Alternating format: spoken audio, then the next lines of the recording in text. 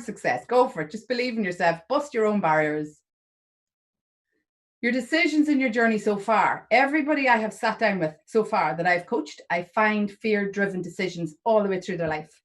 And I want you just to become aware of that and start learning to spot that happening before you make a decision, either a yes or a no. It's usually a no. You want to find yourself, test yourself. Is that fear? Because it usually is. And I can undo it with people.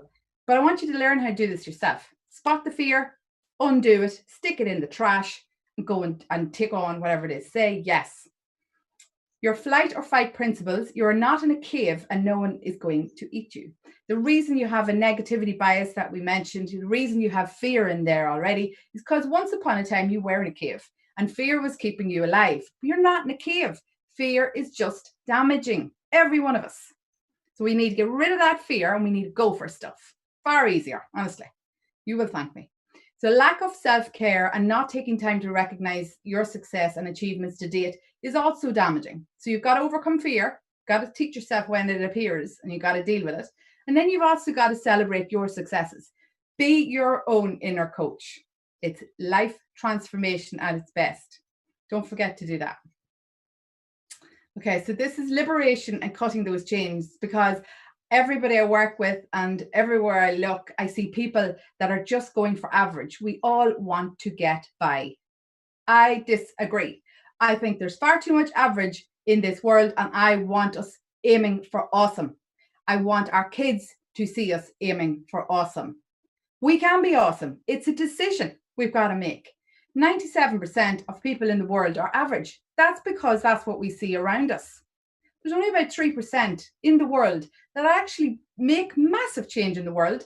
They live a life of proper, true abundance, but they give back and they can change the world. They can influence others. And I want more of us up in that 3%. 97% of average is way too much. We can do better, folks. We were born with potential. We are not using it all. We're not even using a fraction of it. So please, for me today, try and figure out why you're still in that comfort zone of yours. What are you not taking on? Where are the opportunities that you could be creating or finding or taking? And bloody go for it. Bust it. So this is a special one I did because this is the Women in IT Summit. Average is easy. Always remember that. Average is just the default because you'll see loads of that around you. It's the awesome that takes practice. It just takes practice. Some of the tips I've already given you, some of the stuff that I share over social media, Google is full of it. If you want to find out how to be awesome, just go look it up. Now, over to you to turn my words and our collective thoughts during this seminar into actions. Thank you, everybody, for listening. We'll go now to Q&A. Oh, so much. I absolutely love your energy. I love your passion. And guess what? I'm not the only one. Our attendees have been sending you praise through the Q&A that you are a queen, that they feel super energized. So I'm so grateful. And what a way to end today. How are you feeling? Super duper. I'm delighted to get motivating so many of you and empowering you, because I just think we have so much more we could do. We have so much more we could do, and we need to learn how to do that. We'll be amazing. We'll all be awesome. Amazing. I love that. We're aiming for awesome, not average. It is possible. So really good points there. Also the Mythbusters that I made a note of. Absolutely love that. I have to mention one of my favorite parts was that I could see that we have some things in common. One being that we are both 5'1", and that we have had people tell us that we shouldn't or couldn't do things, and we love to prove them wrong. So we're together on that one. Also, the opportunity that we see here with examples of companies that started in recessions, in difficult times, those that have flourished and have done so well. So thank you so much for highlighting those examples. I think what we sometimes lack is those clear examples to prove us wrong, maybe, with that mentality of we can't do it, it's not the best time. Is that the message you wanted to get through?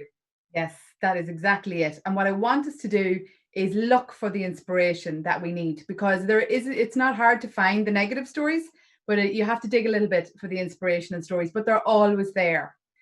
And no matter what you think you can't do, you will find that someone else has done it successfully in the most horrific circumstances. So you just need to look a little bit harder, look globally, look on the big global stage and find people who inspire you, companies who inspire you. And then success is repeatable. You don't even have to start from scratch. Just see what they did and do that.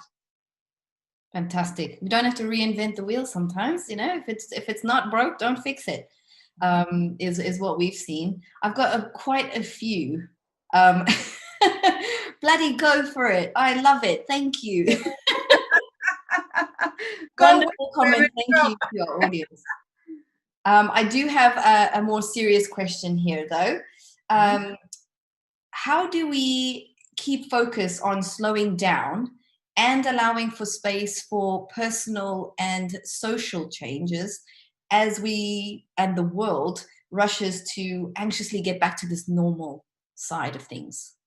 Okay. So I think what lockdown has done for many of us is it has shown us how things could be different on a day-to-day basis. Mm-hmm. And what I would ask you all to do is see what bits you really liked. See what bits you actually really benefited from. Some people never meditated until they found themselves in lockdown. So whatever it was that worked for you, whether it's meditation, music, or exercise, you've got to find ways of integrating that into your new normal, because why would you let that go? And the bad news is that no one is going to do this for you. You have to take control, and you have to make sure that you schedule these things into your life. How else do I manage to do all these little bits that are so important to me? I diarize them. Nobody else will do this for you. You've got to take the reins. You've got to figure out the little bits that are really benefiting you, that you want to continue for the rest of your life, or you want to grow and you want to develop. And you've got to find ways of squeezing them into that diary and making sure they happen. Otherwise, in 6 months, you will be back to doing what you were doing in January. And no one, I don't think, wants that. I think we've all learned, we've been through a lot. I think we've learned some really hard lessons. Let's not lose those. But only you can do that for yourself. Definitely. Completely agree. It's that idea of we need to move forward, not look back.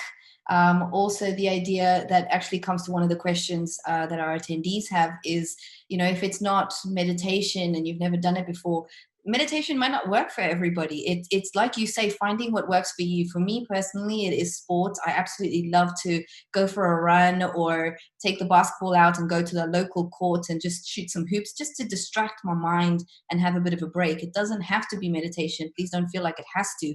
And do you think that's a valid point? Do you agree with that, Breda? Yeah, I for me, it's probably music is the biggest one. I've been doing a lot of sort of mind control tricks and tips on my social media for people, because sometimes you'll find yourself in a very dark space. You'll wonder why you're in bad form. That's how people usually describe it to me. I'm in bad form and I'm not sure why. And it's because all of your thoughts are running in the wrong direction. So I do bits and pieces like that on social media for people to sort of help themselves, little tips on how to change that. But I think music is a big one for me. It's a very easy one to do. Even if you're ending up back in an office situation, get your earphones in and get something maybe bright and punchy on your playlist and work away to it till you see how your mood lifts. Music's magic. So it's an easy one to do. Exercise is another brilliant one, because if your mind is racing and you're overthinking and you feel bad, get your runners on you, get your trainers on and out onto a road. Even if it's going for a walk, get your music on, because your body's busy. And all of a sudden that overthinking stops and you'll get yourself clarity. It's where I do my strategizing. Some of my best thinking time is when I'm running around the place in my trainers, thinking of philosophy. So that's what you should be at. Try some of those. Great tip. There was also one that I wanted to bring up where you mentioned, coming out of your comfort zone in certain situations. I personally have heard another statement of expanding the comfort zone. So feeling like it is something more normal and comfortable that you can now include as part of your skills or your repertoire. How do you feel about both those statements? So they say your comfort zone is where you go stale. And I would agree with them, because if you find you're stale, you're probably in your comfort zone. I would say the first stage is awareness, to figure that out, actually realize that. In your comfort zone, you can take baby steps and you can expand your comfort zone, bring some of your new challenges and new sort of achievements into it. or you can just jump out of it. And I think I probably jump out of my comfort zone a lot more. I make myself do things that I don't want to do regularly. I say yes to things that I have no idea how to do.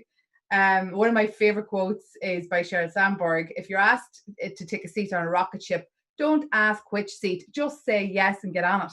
So I am a devil for pushing myself out of my comfort zone. I'm always doing things that scare the life of me.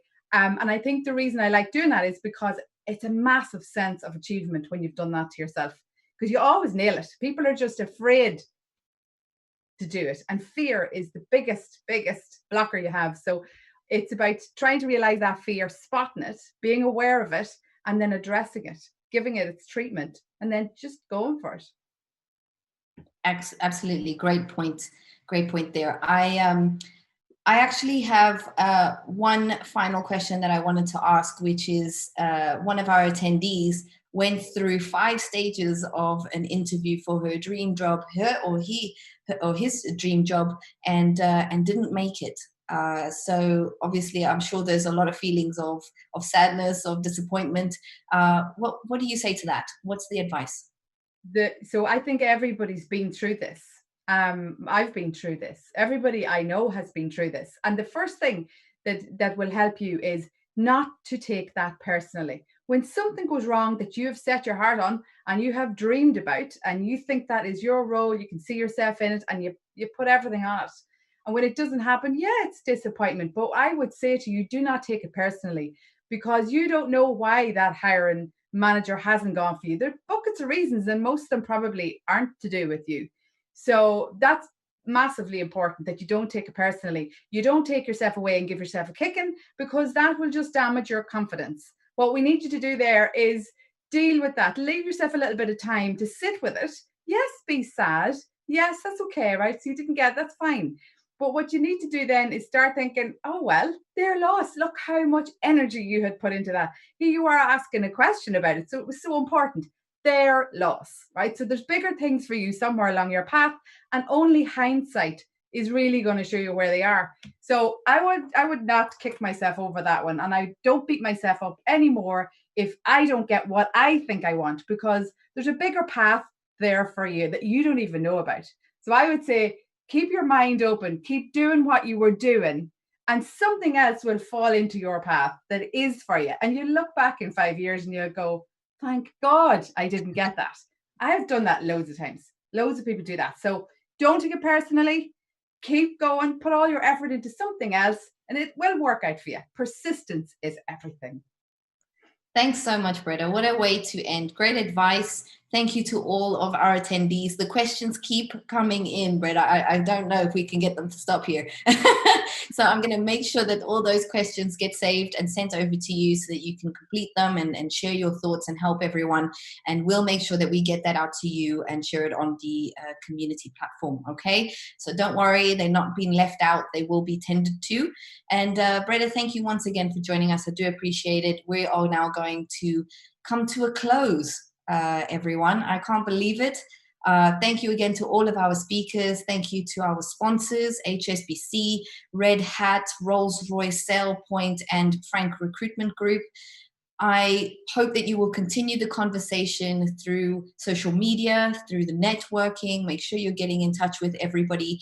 Start the conversation here on the platform. You know how to do it now. And tomorrow is day 3, our final day of the Women in IT Virtual Summit.